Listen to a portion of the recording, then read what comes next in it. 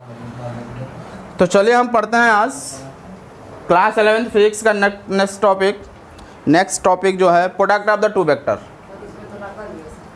किसमें नहीं, नकल कैसे होगा? तो प्रोडक्ट ऑफ टू वेक्टर की जब हम बात करते हैं तो दो वेक्टर का प्रोडक्ट जो है जनरली हम जो है दो तरह से कर सकते हैं। सर कहे कि तीन तरह से कर सकते हैं, बट एक दो ही तरह से कहा जाए, ठीक ना। पहला होता है कि अगर हम किसी स्केलर का किसी वेक्टर के साथ प्रोडक्ट करें, क्या होता है कि किसी स्केलर का जो है प्रोडक्ट हमें करना है, किसके साथ? वेक्टर के साथ करना हो। दूसरा जो होता है किसी वेक्टर का प्रोडक्ट करना हो, किसके साथ? वेक्टर के साथ। और इसमें में एक और होता है वेक्टर के साथ, वेक्टर के ही दो रिजल्ट आता है, इसलिए बोल देते हैं तीन। वेक्टर का प्रोडक्ट अगर हम करते हैं किसके साथ? वेक्टर के साथ, ठीक ना। तो आप सोचोगे सर ये दोनों तो की बात है, बात तो की है, लेकिन दोनों का रिजल्ट अलग अलग आता है, ठीक ना। इसलिए जो है इसके बारे में मैंने बता दिया। तो अब हम बात करते हैं किसी स्केलर का किसी वेक्टर के साथ प्रोडक्ट क्या होता है। तो सबसे पहले हम बात करते हैं product of scalar to a vector, बाद में इसकी हम प्रोडक्ट बात करेंगे, ठीक ना। किसी स्केलर का यदि हम किसी वेक्टर के साथ प्रोडक्ट करते हैं तो क्या रिजल्ट मिलता है, ठीक ना। जैसे मान लीजिए कि कोई अगर नंबर हो, 3 नंबर हो, तो स्केलर है, इसका प्रोडक्ट अगर हम ए के साथ करते हैं, इस वेक्टर के साथ करते हैं, तो रिजल्ट हमें जो मिलता है वो एक वेक्टर क्वांटिटी ही मिलता है। यानी किसी स्केलर का वेक्टर के साथ प्रोडक्ट करते हैं तो हमें क्या मिलता है? वेक्टर क्वांटिटी मिलती है।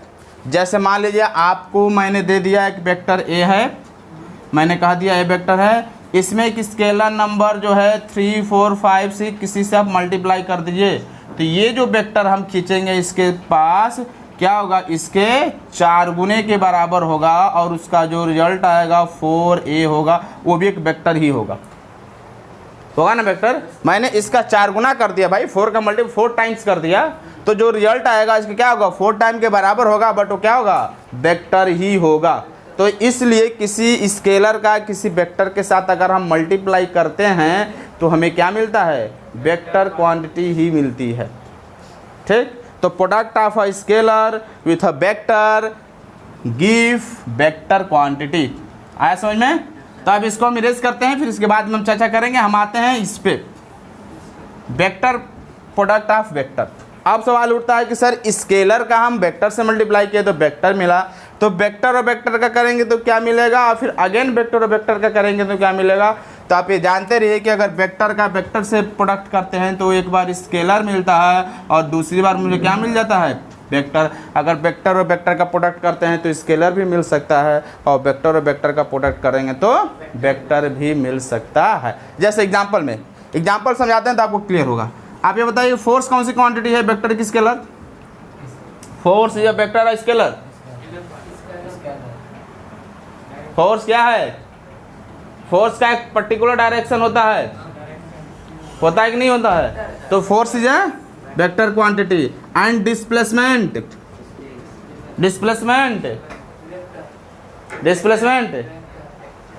अरे 9th में ही पढ़ाया जाता था, इतनी छोटी चीज आपको नहीं आएगा, कैसे काम चलेगा? आप 11th में गए आए, ओके। तो इस तरह हम देख रहे हैं कि एक वेक्टर का हम प्रोडक्ट निकालने किसके साथ है? वेक्टर के साथ। आपको पता है फोर्स इंटू डिस्प्लेसमेंट क्या देता है हमें?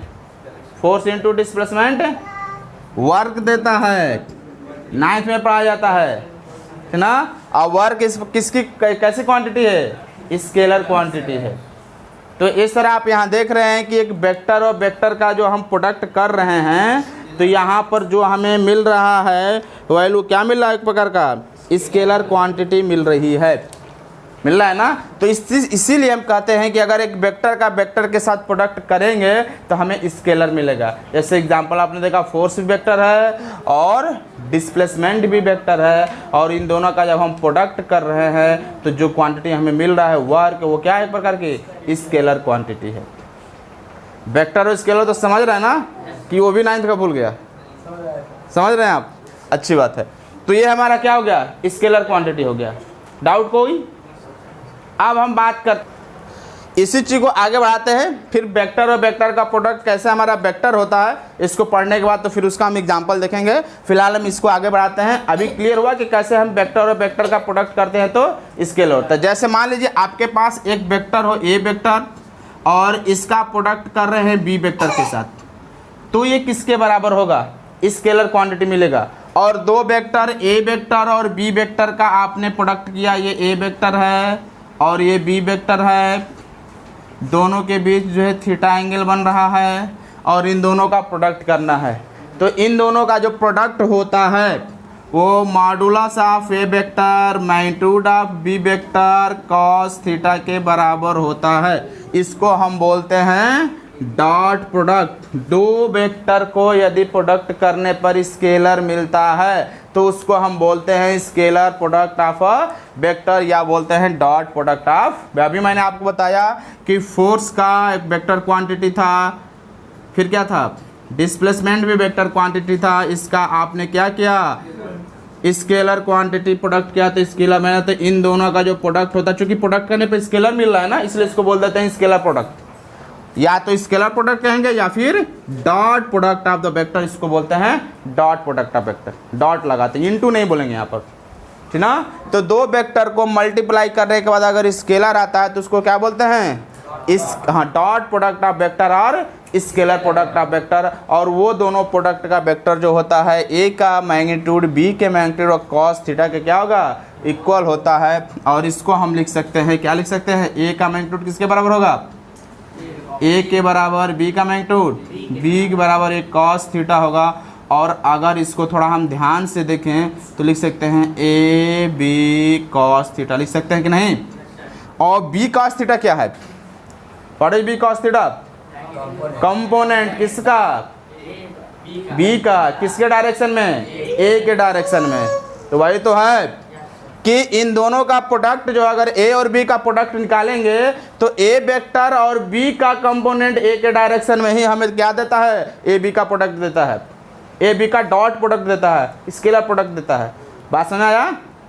यदि हमें दो वेक्टर हो, ये ए वेक्टर हो, ये वेक्टर आपका क्या हो? सी वेक्टर हो, इन दोनों का प्रोडक्ट निकालना हो तो क्या होगा? ए का मैग्नीट्यूड और बी का ए के सॉरी बी नहीं सी का ए के डायरेक्शन में कंपोनेंट होगा ना। उसी का रिजल्ट यही ना, रिजल्ट कर रहा है। क्या कर रहा है? फिल करिए। फिल करे क्या होता है? जब तो फिलिंग हो समझ नहीं आएगा। ये दोनों का मतलब क्या है? इन दोनों का प्रोडक्ट निकालें तो वेक्टर ए का मैग्नीट्यूड लिख दिया और बी का मैग्नीट्यूड नहीं लिखा है, बी के magnitude of component of B, B के कंपोनेंट का मैग्नीट्यूड वो भी ए के लॉन्ग, बी का ए के लॉन्ग जो कंपोनेंट बन रहा है उसका मैंने यहाँ पर प्रोडक्ट किया है। तो अगर यहाँ पर निकालेंगे तो क्या हो जाएगा? ए का मैग्नीट्यूड और सी का मैग्नीट्यूड नहीं लिखेंगे, सी का मैग्नीट्यूड नहीं लिखेंगे, क्या करेंगे? सी के कंपोनेंट निकालेंगे, किसके लॉन्ग? ए के लॉन्ग। क्या हो जाएगा? सी कॉस थीटा। और इसका जो प्रोडक्ट करेंगे जो भी आएगा वो होता है A vector dot B vector, ये सी वेक्टर, ये ए डॉट सी का प्रोडक्ट होता है। इसको बोलते हैं स्केलर प्रोडक्ट। बात समझ में आ रहा है? ये तो पहले लिखिए स्केलर प्रोडक्ट क्या होता है, तो फिर आगे हम चर्चा करते हैं। लिखिए द स्केलर और dot product of the two vector A and B, the scalar और dot product of two vector A vector and B vector, two vector A vector and B vector is defined as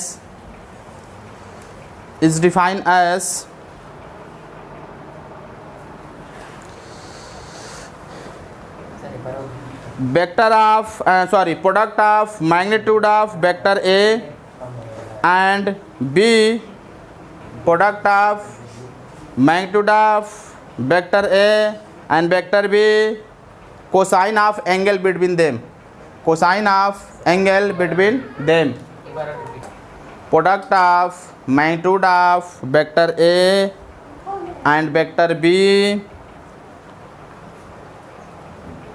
and cosine of angle theta between and cosine of angle theta between them। तो लिखिए इस line को dot A vector dot B vector equal to A B cos theta, और इसको आप figure बनाकर इसको note कर लीजिए, ठीक। ओके, तो क्या लिख सकते हैं इसको हम?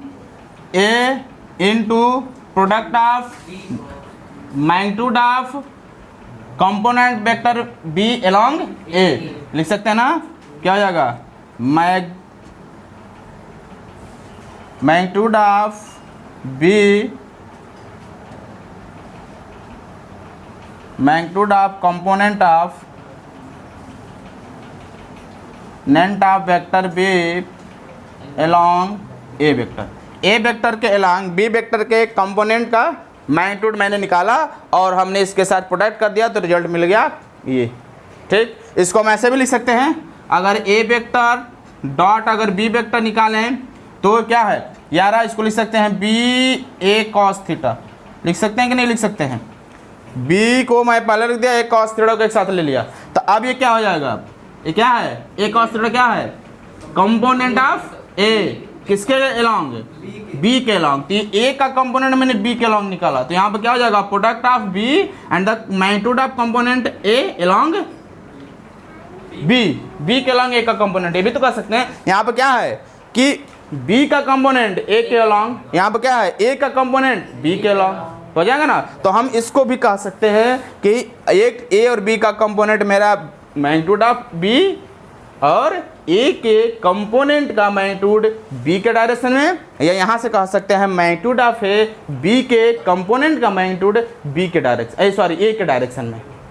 ये चीज़ क्लियर हो रहा है, कुछ कन्फ्यूजन है विवेक, बोलिए कहाँ, बोलिए।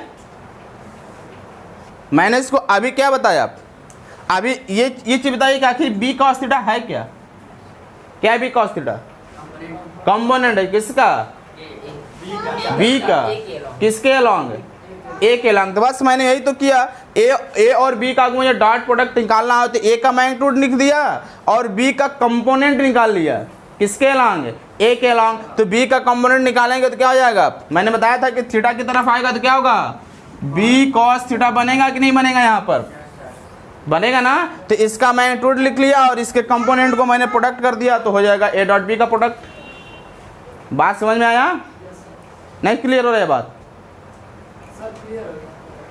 और अगर हमें इस तरह लिखना होगा तो क्या लिखेंगे, पहले बी और ए का कंपोनेंट किसके अलोंग, ए का कंपोनेंट किसके अलोंग, क्या होगा, ए का कंपोनेंट ए कॉस थीटा होगा। क्यों होगा कॉस थीटा, आप क्यों नहीं साइन थीटा होगा, मैंने आपको बताया था अभी यहाँ पर कि अगर ये ए वेक्टर हो और ये बी वेक्टर हो, ठीक ना, बी वेक्टर हो, ए वेक्टर हो, अगर ए का कंपोनेंट निकालना होगा तो हम क्या करेंगे, यहाँ से परपेंडिकुलर ड्रा करेंगे, परपेंडिकुलर ड्रा करेंगे ना। तो या इसके बीच अगर एंगल थीटा है तो अगर थीटा की तरफ जाएगा तो क्या होगा, कॉस, इसके दूसरी तरफ आएगा तो इसीलिए ये इधर जा रहा है तो क्या हो रहा है, कॉस ही हो रहा है, साइन नहीं हो रहा है। बस हमारा ना, ये इधर अगर इसको हम इस डायरेक्शन में निकालते कंपोनेंट तो साइन हो जाता, बट ये थीटा की तरफ ही मूव कर रहा है ना, ये क्या हो जाएगा, कॉस थीटा हो जाएगा। इसलिए यहाँ क्या हो जाएगा, बी कॉस थीटा ही रहेगा, साइन थीटा नहीं रहेगा। ये चीज़ क्लियर हो रहा है, क्यों, कोई डाउट है, इसको एक बार फिल करिए, जब तक फिल नहीं होगा ना अब बार बार कन्फ्यूजन रहेगा, सर कैसे कास हो गया, कैसे कास हो गया, नहीं समझ में आ रहा है बात है, नहीं वो विवेक से पूछ रहे हैं, क्लियर हुआ, तो इसे भी नोट करिए। आगे पढ़ते हैं हम लोग, property of scalar product, property of scalar product. ठीक, अभी मैंने आपको जो एग्जांपल बताया था कि अगर फोर्स एक वेक्टर क्वांटिटी है, इस डिस्प्लेसमेंट वेक्टर क्वांटिटी, उसका क्या मिलेगा, प्रोडक्ट जो मिलेगा वो क्या होगा, स्केलर ही होगा। तो एग्जांपल में इसको हम बता सकते हैं, ठीक ना, कि दो वेक्टर का प्रोडक्ट क्या होगा, मेरा स्केलर होगा। जैसे एग्जांपल में मेरा फोर्स वेक्टर क्वांटिटी है और स्पीड भी, डिस्प्लेसमेंट भी मेरा वेक्टर क्वांटिटी, दोनों का प्रोडक्ट वर्क आता है, क्या मेरा स्केलर क्वांटिटी है, ठीक ना। तो लिखिए प्रॉपर्टी ऑफ स्केलर प्रोडक्ट। तो पहला आपका बनता है scalar product is commutative. Commutative मैंने आपको क्या बताया था, पिछले वीडियो में बताया था 3+4 या 4+3, है ना। तो जो प्रोडक्ट होता है स्केलर प्रोडक्ट कॉम्यूटेटिव होता है। चलिए तो हम पढ़ते हैं property of the scalar product. ठीक, नेक्स्ट जो आगे पढ़ना है हम लोग को property of the scalar product. Scalar product की कुछ ऐसी प्रॉपर्टी है जो हमें जानना जरूरी है, तो उसको हम पढ़ते हैं। सबसे फर्स्ट जो प्रॉपर्टी है कि जो स्केलर प्रोडक्ट होता है ना, स्केलर प्रोडक्ट दो चीज़ का जो स्केलर प्रोडक्ट होता है, दो उसका हमारा कॉम्यूटेटिव होता है, यानी दो वेक्टर हो, अगर ए वेक्टर हो और बी वेक्टर हो, दोनों का अगर हम स्केलर प्रोडक्ट निकालते हैं, A vector dot B vector equal to B vector dot A vector होता है। आपने अभी मैंने देखा बताया था क्या, A vector dot B vector equal to क्या होता है, ए बी कॉस थीटा होता है। और आपने देखा क्या, ए वेक्टर अगर हम ऐसे करते हैं, बी वेक्टर या हम इसको ऐसे करें, A vector dot B vector equal to, जिसको हम ऐसे भी लिखे थे, बी ए कॉस थीटा, ठीक ना। तो हमारा चाहे हम बी वेक्टर ए वेक्टर निकालें, चाहे ए वेक्टर बी वेक्टर निकालें, हमारा क्या आएगा, इसको हम ऐसे भी लिख सकते हैं, B vector dot A vector निकालेंगे तो क्या हो जाएगा, बी ए कॉस थीटा। तो इन दोनों का प्रोडक्ट आपस में क्या होता है, इक्वल होता है। A vector dot B vector equal to B vector dot B dot A vector, ये कॉम्यूटेटिव होता है, ठीक। दूसरा जो प्रॉपर्टी हमारा हो सकता है, दूसरा प्रॉपर्टी जो होता है स्केलर प्रोडक्ट का होता है, scalar product is distributive over addition. Scalar product जो होता है एडिशन पर डिस्ट्रीब्यूटिव होता है, यानी A vector dot B vector plus C vector की अगर हम बात करते हैं, मतलब कि एडिशन पर डिस्ट्रीब्यूटिव होता है, ठीक ना। तो इसको हम कैसे लिख सकते हैं, ये हमारा हो सकता है A vector dot B vector plus A vector dot C vector.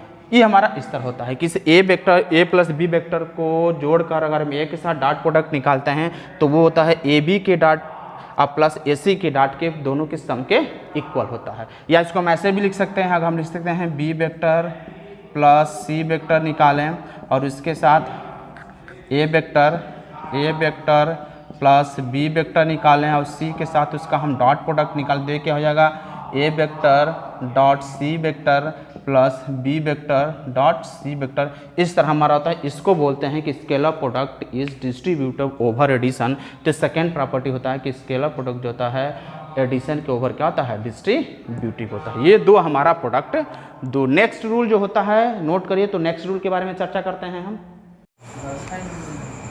Number 4, if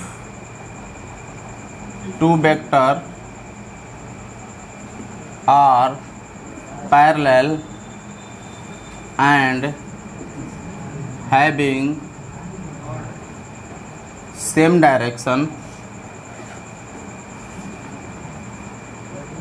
then देखिए यदि दोनों वेक्टर एक दूसरे के पैरेलल हो और दोनों का डायरेक्शन क्या है, सेम हो, जैसे अगर ए वेक्टर ये हो, एक वेक्टर ए वेक्टर हो और दूसरा बी वेक्टर हो, ये ए वेक्टर है और इसी के डायरेक्शन में जो है एक पैरेलल वेक्टर बी वेक्टर हो और दोनों का अगर आप स्केलर प्रोडक्ट निकालते हैं तो आपका हो जाएगा A vector dot B vector equal to modulus of A vector modulus of B vector equal to cos theta होगा। चूँकि ये दोनों वेक्टर एक दूसरे के क्या हैं, पैरेलल है, तो जब पैरेलल है तो उनके बीच का एंगल क्या होगा, 0 डिग्री का होगा। दो वेक्टर पैरेलल होता है तो उनके बीच का एंगल 0 होता है। तो इसलिए इसको हम लिख सकते हैं ए बी cos 0, और cos 0 की वैल्यू कितनी होती है, 1 होता है। तो इसलिए जब दो वेक्टर एक दूसरे के पैरेलल होते हैं तो उनके बीच जो होता है मैक्सिमम पॉजिटिव मैग्नीट्यूड होता है। दोनों का मैग्नीट्यूड क्या होता है, देखिए मैक्सिमम है ए और बी, ठीक।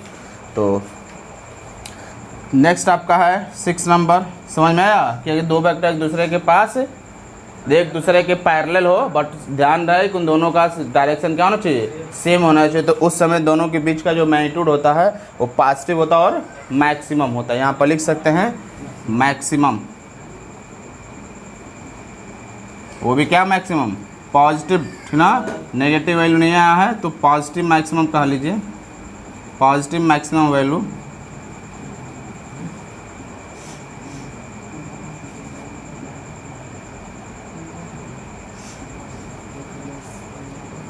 पॉजिटिव मैक्सिमम मैग्नीट्यूड या पॉजिटिव मैक्सिमम वैल्यू दोनों का होता है। लेकिन सपोज दैट यही दो वेक्टर एक दूसरे के पैरेलल हो बट अपोजिट डायरेक्शन में हो। If two vectors are parallel and having opposite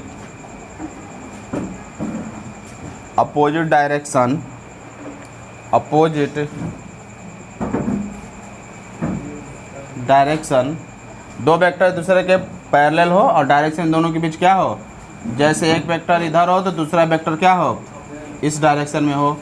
इसके नीचे भी हो सकता है अपोजिट, ये ए वेक्टर है और ये बी वेक्टर है, तो दोनों के बीच का एंगल कितना हो जाएगा, 180 का हो जाएगा।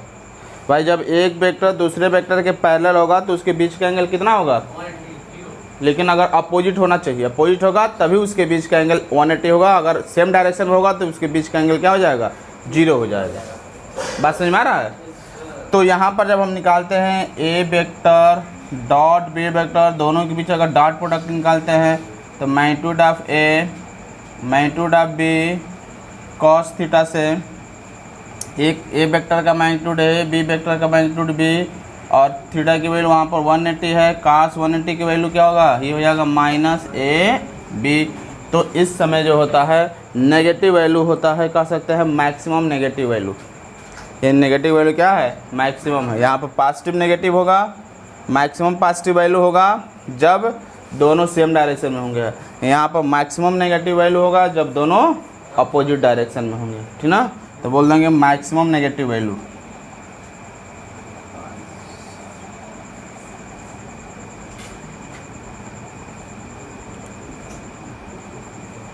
मैग्नीट्यूड, इन दोनों का मैग्नीट्यूड जो है मैक्सिमम होगा बट नेगेटिव होगा, ठीक ना। Question number point number 6, scalar product of a vector with itself. अगर हम किसी वेक्टर का जो है खुद के साथ, उसी के साथ अगर हम स्केलर प्रोडक्ट निकालते हैं, जैसे कोई ए वेक्टर हो और ए वेक्टर का हम ए वेक्टर के साथ क्या करें, स्केलर प्रोडक्ट निकालें, तो आपको हो जाएगा A vector dot A vector equal to modulus of A vector magnitude of A vector cos theta. क्योंकि ये कि दोनों वेक्टर एक ही है, इसलिए इन दोनों के बीच का जो एंगल क्या होगा, हम 0 लेके चलेंगे। क्योंकि हम ये मान सकते हैं कि अगर ये ए वेक्टर है, ठीक ना, तो अब इसी वेक्टर का इसी के 10-7 डॉट वेक्टर निकालेंगे तो हम मान के चलेंगे कि ये वेक्टर जो है अपने आप के साथ क्या होता है, पैरेलल होता है, खुद के साथ क्या होता है। जैसे ये वेक्टर इस डायरेक्शन में है तो दूसरा ये वेक्टर लेंगे तो भी क्या होगा, वो इसी डायरेक्शन में होगा, ठीक ना। तो कोई भी वेक्टर का अगर इटसेल्फ के साथ अगर हम प्रोडक्ट निकालते हैं तो उन दोनों के बीच का एंगल क्या होता है, 0 डिग्री होता है, ठीक। ये दोनों वेक्टर एक दूसरे के क्या होते हैं, इटसेल्फ। कोई वेक्टर इटसेल्फ अपने आप का पैरेलल होता है, ठीक। तो इसलिए हो जाएगा A vector dot A vector equal to A का मैग्नीट्यूड ए और फिर ए का मैग्नीट्यूड ए, cos 0 की वैल्यू क्या हो जाएगी, हाँ cos 0 यहाँ रखेंगे तो हो जाएगा ए इंटू ए मिलकर क्या हो जाएगा ए स्क्वायर। इसको हम ऐसे भी लिख सकते हैं modulus of A vector square, हो सकता है ना। तो इसका मतलब कि किसी भी वेक्टर का अगर खुद के साथ हम मैग्नीट्यूड निकालते हैं, खुद के साथ अगर डॉट प्रोडक्ट निकालते हैं तो वो क्या होता है, उसके मैग्नीट्यूड के स्क्वायर के बराबर होता है। आ रहा है ना, मैं ये भाई ए वेक्टर का मैग्नीट्यूड क्या होता है, ए ही होगा, ठीक ना। तो ए का स्क्वायर आ रहा है, इसका मतलब मैग्नीट्यूड के ही स्क्वायर। जैसे हम बी वेक्टर का उसी के साथ अगर हम निकालते हैं डॉट प्रोडक्ट क्या आ जाएगा, बी के स्क्वायर के बराबर, यानी बी के मैग्नीट्यूड का जो आज मैग्नीट्यूड जो होता है उसी के स्क्वायर क्या होता है, इक्वल हो जाता है, ठीक ना। तो उसी तरह अगर हम बात करें, मैंने आपको बताया था कि 3 कोऑर्डिनेट एक्सिस जब हम बनाते हैं, 3 कोऑर्डिनेट एक्सिस जो तीनों एक दूसरे के पैरेलल होता है, तो यूनिट वेक्टर की अगर हम बात करते हैं एक्स वाई और जेड, अगर हम यूनिट वेक्टर की बात करते हैं तो इसके एक्स एक्सिस के लॉन्ग यूनिट वेक्टर क्या होता है आई, वाई एक्सिस के लॉन्ग जे, और जेड एक्सिस के लॉन्ग क्या होता है के कैप होता है यूनिट वेक्टर, ठीक ना। तो अब आई के साथ अगर डॉट प्रोडक्ट निकालें, जे का जे के साथ डॉट प्रोडक्ट निकालें और के का के साथ डॉट प्रोडक्ट निकालें तो क्या हो जाएगा, I dot I cap equal to क्या हो जाएगा, आई मैग्नीट्यूड ऑफ आई कहेंगे और ये चाहे यूनिट वेक्टर है ना ये, तो यूनिट वेक्टर की वैल्यू कितनी होती है 1, इस यूनिट वेक्टर की वैल्यू कितनी हो जाएगी 1, और वो दोनों के बीच का एंगल 0, क्योंकि भाई एक्स एक्सिस का आई के साथ ही हम डॉट प्रोडक्ट निकाल रहे हैं, तो दोनों सेम डायरेक्शन में सपोज करेंगे तो दोनों के बीच का एंगल क्या हो जाएगा 0 हो जाएगा। तो 0 लेकर चलेंगे तो इसकी वैल्यू क्या आ जाएगी 1 हो जाएगा। ओके, समझ में आ रहा है? तो इसलिए इस टर्म को याद रखिएगा, आगे आगे बहुत ज़्यादा यूज होगा। क्या I cap dot I cap, J dot cap J and K cap dot K cap equal to क्या होगा 1 के बराबर होगा। ये वाला टर्म्स आप याद रखिएगा, आगे भी इसका ज़्यादा यूज़ किया जाएगा कि आई के साथ अगर प्रोडक्ट निकालें, जे के साथ प्रोडक्ट निकालें, और मतलब डॉट प्रोडक्ट, और के के साथ अगर हम स्केलर प्रोडक्ट करें या डॉट प्रोडक्ट करें तो उसकी वैल्यू क्या आता है आपका 1 के बराबर आता है ना। ये वाला टर्म से आप याद रखिएगा, अभी आगे इसका बहुत ज़्यादा यूज़ करेंगे हम। ठीक, चलिए नेक्स्ट देखते हैं, नोट करिए। तो नेक्स्ट देखते हैं,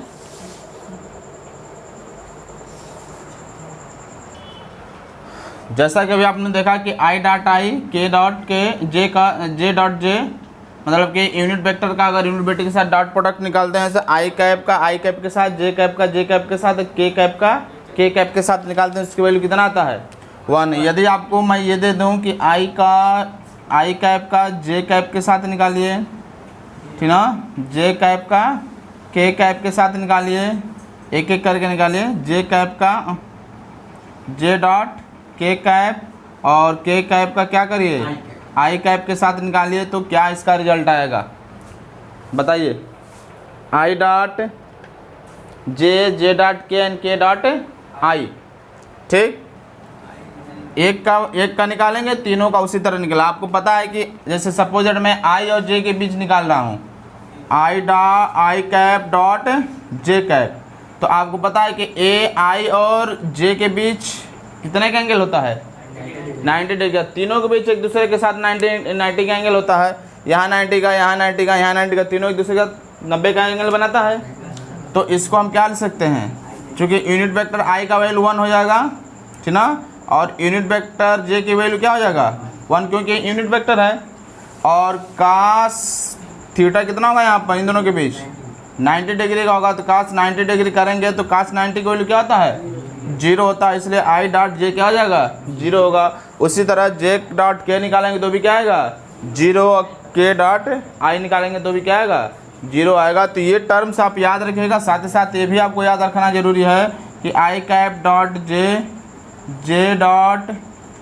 cap dot K cap and K cap dot I cap की वैल्यू क्या आता है जे होता है। यानी कहने का मतलब एक सिंपल तरीका ये है कि यदि हम आई के साथ, जे के साथ, के साथ डॉट प्रोडक्ट निकालेंगे तो क्या आएगा 1 आएगा। और अगर आई का दूसरे के साथ निकालते हैं, आई का जे के साथ निकालें या जे का के साथ अगर डिफरेंट प्रोडक्ट करते हैं, डिफरेंट अगर हम ले लेते हैं, अलग अलग ले लेते हैं, तो वैल्यू क्या आएगा मेरा 0 आएगा। ये चीज़ आप याद रखिएगा, क्योंकि अगर याद नहीं रहेगा, मैं बार बार अब बोल रहा हूँ, इसको याद नहीं रहेगा तो आगे आपको बहुत ज़्यादा प्रॉब्लम क्रिएट होगा क्वेश्चन सॉल्व करने में। कब हमारा 1 के बराबर होगा, हाँ, अगर सिमिलर प्रोडक्ट करते हैं किसी वेक्टर का उसी वेक्टर के साथ अगर हम डॉट प्रोडक्ट निकालते हैं तो 1 आएगा। लेकिन जे का और कोई वेक्टर नहीं ले सकते हैं बशर्ते, अच्छा 0 आने की संभावना कब है, कास क्या है मेरा कास थीटा है ना, तो 0 कब आएगा दो वेक्टर का डॉट प्रोडक्ट जब उसके बीच का एंगल 90 डिग्री होगा। तो जब भी किसी दो वेक्टर के बीच का एंगल 90 डिग्री आएगा तो रिजल्ट क्या आएगा मेरा 0 ही आएगा। इसलिए यहाँ पर क्या आ रहा है ये 0 आ रहा है।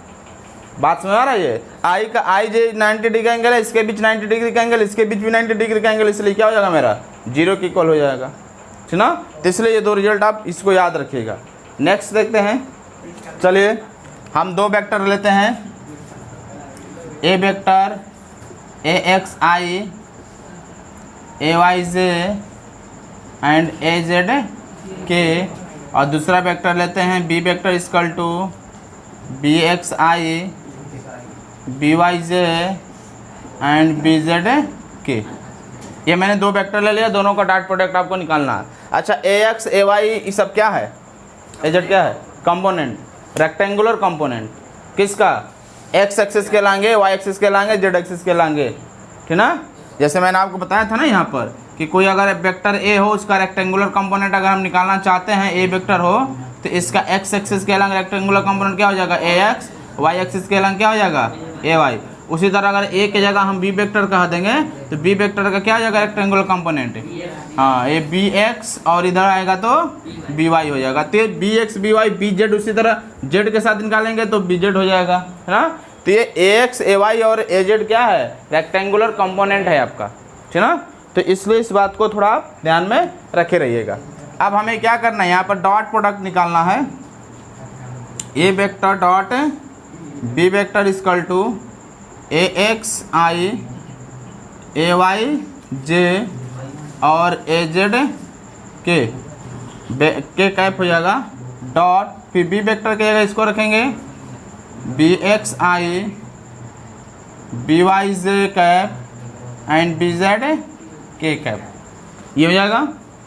अब देखिए कभी भी हम प्रोडक्ट करेंगे तो इस ए एक्स का आई के साथ, जे के साथ, फिर के साथ प्रोडक्ट होगा, फिर ए वाई का साथ किसके होगा, B X I B Y J and B Z K cap के साथ होगा, और फिर ए जेड का क्या होगा, B X I B Y J B Z K तीनों के साथ, तीनों के साथ प्रोडक्ट करेंगे ना हम।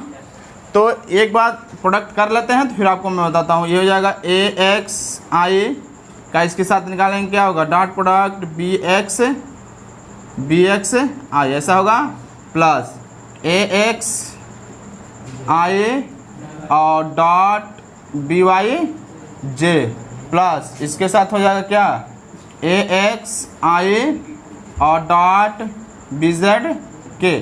अभी मैंने बस एक के साथ किया, आप कैसे 1 2 3 मिला, फिर इसके साथ करोगे तो 1 2 3 मिलेगा, फिर इसके साथ करोगे 2, मतलब 9 आपको टर्म्स मिलेंगे, इसमें मिलेंगे ना। अब यहाँ पर ध्यान में इसे भी बता दे रहा हूँ, इतना लंबा लिखने की क्या जरूरत है, ठीक। देखिए समझ लीजिए आगे क्या आएगा, इधर हम आई से लिख सकते हैं आगे, ठीक।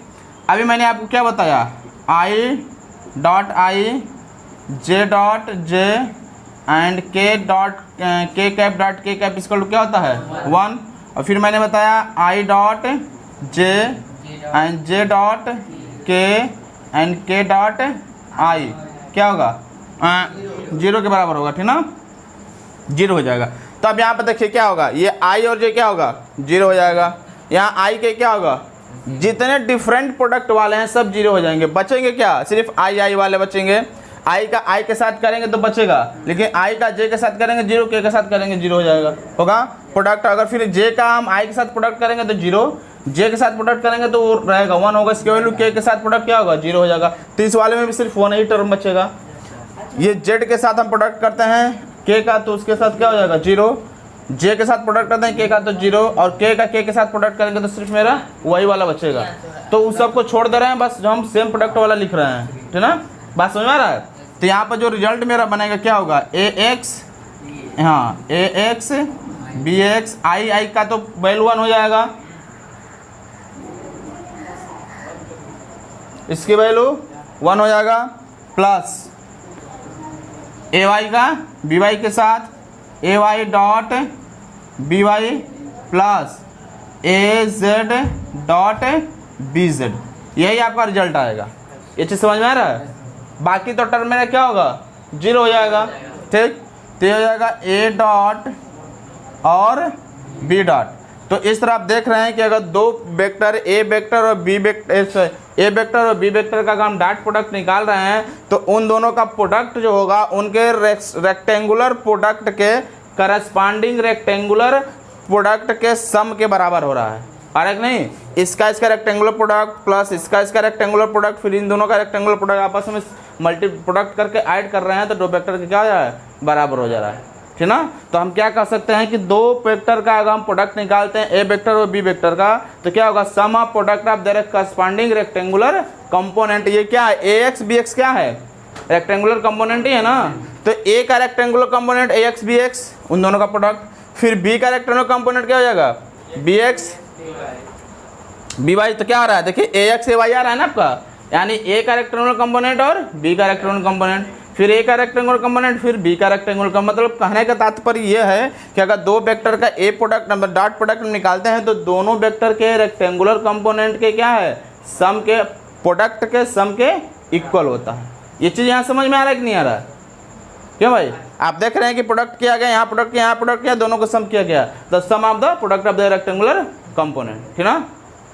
बाकी अगर यहाँ पर अगर हम ये ऐसे कैलकुलेट करना चाहें, जैसे A vector dot B vector equal to क्या होता है, magnitude of A vector magnitude of B vector और कॉस थीटा होगा। और कॉस थीटा की वैल्यू अगर हम यहाँ से निकालना चाहें, कॉस थीटा इक्वल टू क्या हो जाएगा, A vector dot B vector आएगा, और ये क्या हो जाएगा, A vector modulus of B vector, ये इसके नीचे आएगा, ठीक। तो इसको हम क्या लिख सकते हैं, एक चीज़ और इसमें हम निकालना चाहें, जैसे सपोज दैट मैग्नीट्यूड ऑफ, यहाँ पर मैं निकाल दे रहा हूँ, यही निकाल दे रहे हैं, ठीक है। मॉडुलस ऑफ ए वेक्टर निकालना चाहें तो क्या होगा, इस वेक्टर का मैग्नीट्यूड निकालेंगे तो क्या होगा, कोई बता सकता है? मैंने सब बताया है। ये ए वेक्टर का आपको 3 दिया है, 3 कोऑर्डिनेट का आपको दिया इलेक्ट्रॉन कंपोनेंट, तो क्या निकालेंगे, मैंने आपको बताया था इसे अंडर रूट क्या बताया था, A X square plus A Y square होगा ना, ए Y square plus A Z square, इस तरह होगा। हाँ, और यहाँ पर अगर हम निकालते हैं बी वेक्टर का रेक्टेंगुलर कंपोनेंट तो क्या हो जाएगा, हाँ, B X square plus B Y square plus B Z square. आपको याद होगा, मैं अभी पिछले जो हम लोग डिस्कस किए थे लेक्चर, उसी में हम लोगों ने देखा था कि ऐसा होता है। न्यूमेरिकल प्रॉब्लम भी इस पर कई साल हम लोग किए थे यार, विवेक समझ में नहीं आ रहा? ये मैंने आपको पिछले वीडियो में ही बताया था कि अगर ए वेक्टर होता है, इसको रेक्टेंगुलर कंपोनेंट वाले भी मैंने बताया था, क्या ए एक्स आई, ठीक, मैंने बताया था कि ए एक्स आई और बस 2 रेक्टेंगुलर 2 क्वाड्रेंट एक्सिस पर मैंने बताया था। तो इसका अगर मैग्नीट्यूड हम निकालते हैं तो क्या होता है, अंडर रूट इसका रेक्टेंगुलर में ए X square plus A Y square, मैंने ऐसा कुछ बताया था। 3 रहेगा तो तीनों के साथ मैं प्रोडक्ट निकाल देंगे। समझ में आ रहा है विवेक? हाँ, एक बार घर जाइए ना तो पीछे का आप लोग थोड़ा पेज पलट लिया करिए, ऐसा नहीं कि एग्जाम के दिन ही पलटिए। क्या लिखते हैं, देखिए इसका A vector dot B vector का क्या वैल्यू आया था, A X B Y and A Z B Z, है ना। तो इसके जगह हम लिख सकते हैं क्या, A X B A Y plus A Z and B Z by में मैग्नीट्यूड ऑफ ए वेक्टर की जगह इसको लिखेंगे, क्या हो जाएगा, A X square plus A Y square plus A Z square, और ये बी वेक्टर के मैग्नीट्यूड ऑफ बी वेक्टर की जगह क्या हो जाएगा, B X Y plus B Y square plus B Z square. तो इस तरह हम इसको इस टर्म में भी क्या कर सकते हैं, लिख सकते हैं। कॉस थीटा की वैल्यू या तो ये लिख सकते हैं या फिर हम ये लिख सकते हैं, ठीक। तो नोट कर इसे, तो फिर आगे हम पढ़ते हैं।